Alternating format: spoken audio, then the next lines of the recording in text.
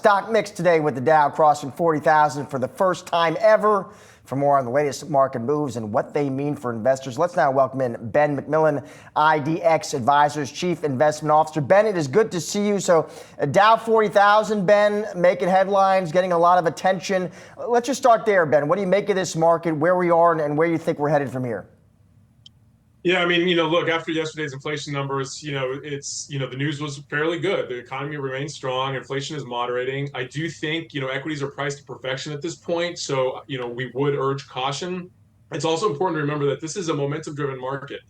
There's not, you got to be really careful to kind of pick and choose your value. We've already seen the rotation out of kind of the tech-dominated Mag 7 at the beginning of the year.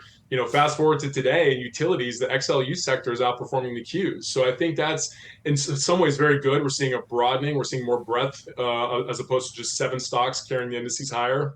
I wouldn't be surprised if we see, the indices continue to set highs throughout the end of the year. But again, urge caution here, because if you drill in under the hood, the consumer is driving the economy, but, there's an asterisk there. Defaults are starting to creep up. It looks like unemployment, might be showing some signs of weakness. And, if the almighty consumer falls, that's where we could start to see, a real correction. And so when you talk about things being priced for perfection, what kind of a scenario are stocks implying then at these levels? Well, one thing I think was interesting when again, we started the beginning of the year with kind of, 6 to 7 rate cuts priced in. Obviously, interest rates move everything. It's the discount rate for all risk assets, including stocks.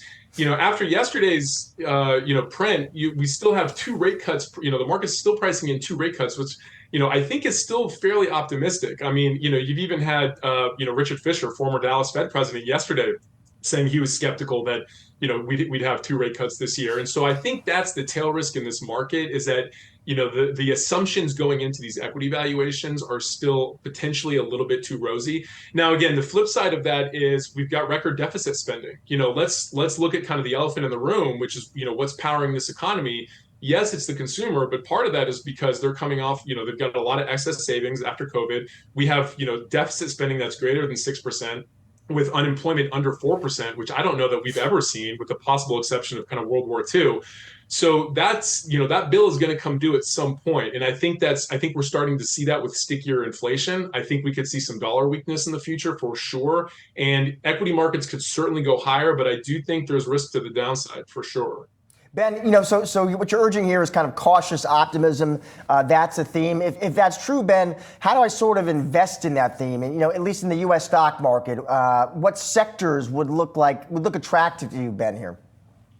Well, I think we're starting to see kind of a broadening. One of the concerns earlier this year was that you had, or even last year, frankly, is that you had, a handful of stocks literally pulling the entire index higher. And so, a lot of equity strategists, a lot of investors wanted to see a broadening out of equity strength. And we're seeing that. Like I said, I mean, you start to see some of the more defensive sectors. Utilities is a good example. Value stocks, consumer staples. Starting to kind of pick up where, things like technology and the high-flying tech stocks have lagged off. So I think that's good. Candidly, I think, you're starting to see a move towards active management. This is a so-called stock pickers market. I do think that that's going to start to matter more. I think, the pockets of value for those that, are really taking a close look will, they'll be able to find it. But it's going to be much less of a, just kind of set it and forget it trade, and much more of a, pick your spots and really try and find the value stocks.